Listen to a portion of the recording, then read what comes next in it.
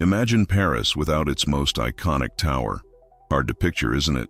But what few people know is that the Eiffel Tower almost never got built. When Gustave Eiffel presented his project for the 1889 World's Fair, much of the population, along with artists and intellectuals, were outraged. To them, this iron structure was a monstrosity that would ruin the classical beauty of the city. So, what happened to turn a hated project into one of the greatest symbols of the modern world? And what secrets does this tower hold beyond its architectural charm? Today, we're going to uncover the hidden history of the Eiffel Tower, from its controversial beginnings to the little-known roles it has played throughout history. But before we dive into this journey, make sure to leave a like, subscribe to the channel, and hit the notification bell. And at the end, I want to hear from you. If you lived in Paris in 1889, would you have approved the construction of the Eiffel Tower? To understand the story of the Eiffel Tower, we need to step back into Paris at the end of the 19th century. The city was buzzing with change. The Industrial Revolution had transformed Europe, and Paris wanted to show the world that it was not only the capital of art and culture, but also of progress and innovation. The perfect stage for this ambition was the Exposition Universelle of 1889, a massive World's Fair that would celebrate the 100th anniversary of the French Revolution. Nations from all over the globe would display their greatest achievements, and France needed something extraordinary, something that would prove its engineering was at the forefront of modernity. But here's the twist. While the government and visionaries dreamed of showcasing a bold monument, the soul of Paris was still deeply tied to tradition. The city's beauty was defined by Gothic cathedrals, Renaissance palaces, and Haussmann's elegant boulevards. The idea of introducing a colossal structure made entirely of iron seemed almost like an insult to this legacy. This was the stage on which Gustave Eiffel entered, bringing with him a daring project that promised to shock the world. Before the tower became a reality, there was a man whose vision and determination would change Paris forever: Gustave Eiffel. Born in 1832, Eiffel was not originally destined to become a legendary figure. He studied engineering, focusing on metal structures at a time when most of the world still placed its trust in stone and brick. By the 1870s, Eiffel had already made a name for himself through remarkable projects. His company built bridges and railway stations that pushed the boundaries of engineering. He even played a key role in the construction of the internal framework of the Statue of Liberty in New York, proving that iron could support not just function, but also beauty. When the French government announced a competition for a centerpiece monument for the 1889 exposition, Eiffel saw his chance.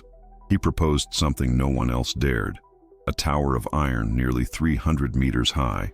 To put that into perspective, it would be almost twice the height of the tallest structure in the world at the time. But Eiffel was more than just an engineer. He was a master of persuasion.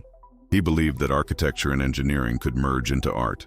And yet, while Eiffel saw elegance in his design, many Parisians were horrified by the thought of a giant metal skeleton dominating their skyline. What Eiffel didn't know was that his dream project would soon ignite one of the most heated cultural battles Paris had ever seen. When Eiffel's design was revealed to the public, it didn't spark admiration. It sparked outrage. Paris was a city that prided itself on elegance, symmetry, and tradition. And suddenly, this proposal for a massive iron tower looked to many like a mechanical monster invading the heart of the city. In 1887, a group of some of the most influential writers, artists, and intellectuals of France signed what became known as the Protest Against the Tower of Monsieur Eiffel. Among them were literary giants like Guy de Maupassant, who described the structure as useless and hideous. They called it a gigantic black smokestack and a disgrace to the beauty of Paris. Newspapers published scathing critiques, with some predicting that the tower would collapse under its own weight, endangering lives. Others feared it would ruin the harmony of landmarks like the Louvre and Notre Dame. To many Parisians, the tower was not a symbol of progress but of vulgarity. And yet, Gustave Eiffel stood his ground. He defended his project fiercely, arguing that the tower would be a marvel of modern engineering and a testament to France's ability to lead the world into a new era. Little did the critics know, once construction began, the story would take an unexpected turn, one that would silence many of its detractors. In January 1887, despite the protests, construction of the Eiffel Tower officially began, and what followed was nothing short of a revolution in engineering. The project involved over 18,000 iron parts, meticulously designed and prefabricated in Eiffel's workshops before being assembled on site. More than 2.5 million rivets were used, each hammered in by hand. At its peak, about 300 workers labored on the structure, a surprisingly small number considering the tower's colossal scale. What made the construction so impressive was not just its size, but its precision. Eiffel introduced innovative techniques to ensure safety and stability. Temporary wooden scaffolding and hydraulic lifts were used to position the massive iron beams. At a time when workplace accidents were tragically common, Eiffel implemented strict safety measures. As a result, construction advanced with remarkable efficiency, finishing in just over 2 years. An extraordinary achievement for the 19th century. As the tower began to rise above the Parisian skyline, something unexpected happened. Public opinion started to shift. What once seemed like a bizarre skeleton of iron began to capture the imagination of the city. The protests didn't stop completely, but curiosity was winning over disdain. By March 1889, the tower was complete, standing at 324 meters high, the tallest man-made structure in the world.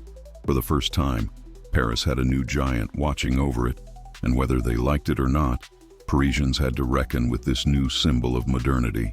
When the Eiffel Tower opened to the public during the 1889 World's Fair, it drew millions of visitors.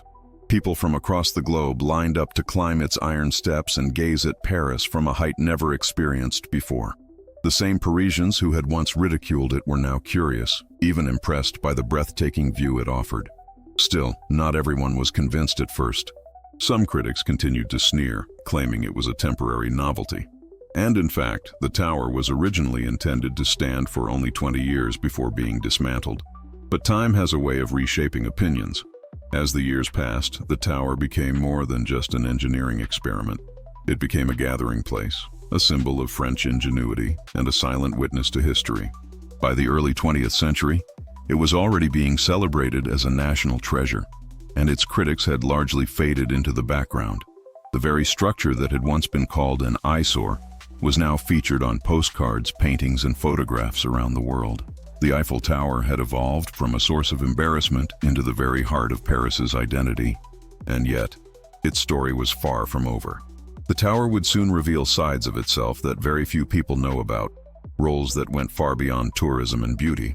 By the early 20th century, the Eiffel Tower had secured its place as a beloved landmark.